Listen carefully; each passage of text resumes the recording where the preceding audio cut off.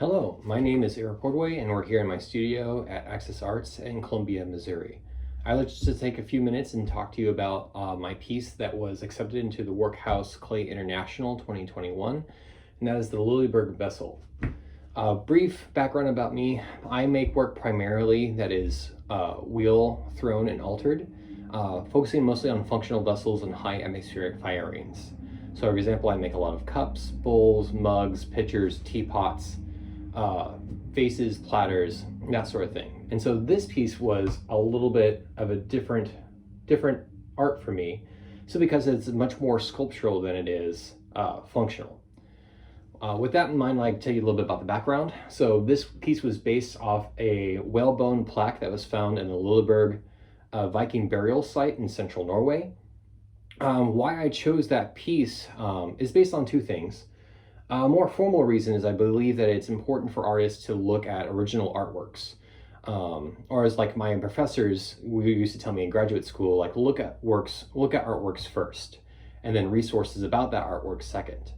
And so I found that it's very interesting to me to look at something that captures my attention, my interest, like this whalebone plaque did, found in central Norway, and to then take that imagery and like what was interesting about it and bring it into my own work and through my own aesthetics in clay. And so this piece is very similar to the whalebone plaque in the sense that it has a very large vertical horizontal surface here on the center, and then it has two dragon heads coming up, kind of creating this very interesting headpiece on the top of it. The differences between these two pieces, though, however, is that the whalebone plaque is a tabletop piece, what they believe is used for either cutting up food or smoothing out clothing, while this is as you can see, is a standalone artwork. It is a vessel because it does have a cavity into the center. It does have access to a cavity towards the center of the vessel. It's roughly 27 inches high by about 13 inches wide, by about 4 inches deep. I chose the piece, the whalebone plaque, primarily because, on a more personal note, my family has had their heritage in Norway as well.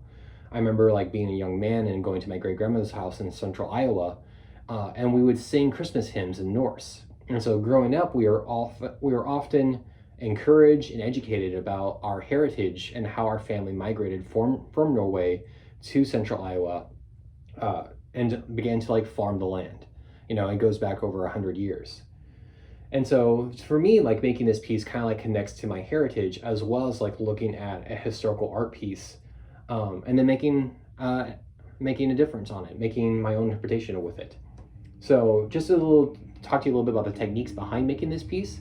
This was originally started as a demo piece. So I teach at Truman State University, and I wanted to show my students how they could A, throw larger with more amounts of clay, but then B, how to take that material and then be able to throw it and change it out of round.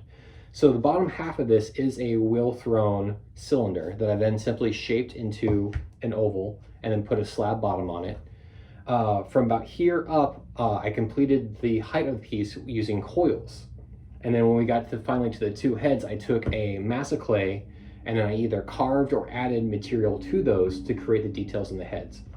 One of the things that I personally do in my work a lot is I like to use very simple craftsman tools in creating different textures or like different ways of altering a piece off the wheel. And so here I took a very simple tile trowel and I created these like vertical grooves into the piece itself to kind of help it tie in with my other body of work. Some of the other things that are interesting to me that I kind of like left in the piece are the marks of process. So if you look very closely, you'll see like different kind of like scratches and marks that are being made on the piece itself that kind of like show where the tool or the hand was used to like make that impression. This piece was fired in a gas reduction kiln at Truman State University. I used terra sigillata, different slips and stains on it, and then reduction fired it in the gas kiln, kind of keeping with my interest in using a natural flame to kind of help give depth to the surface. And I'm really pleased about it because I think it gives a very sense of a worn or an aged appearance between the stains and the firing and the reduction that happened. It kind of gives like back to this instance of a very historical piece that it was based off of. So That's a little bit about why it's important to me, both formally and personally. That's a little bit about the technique of the piece as well.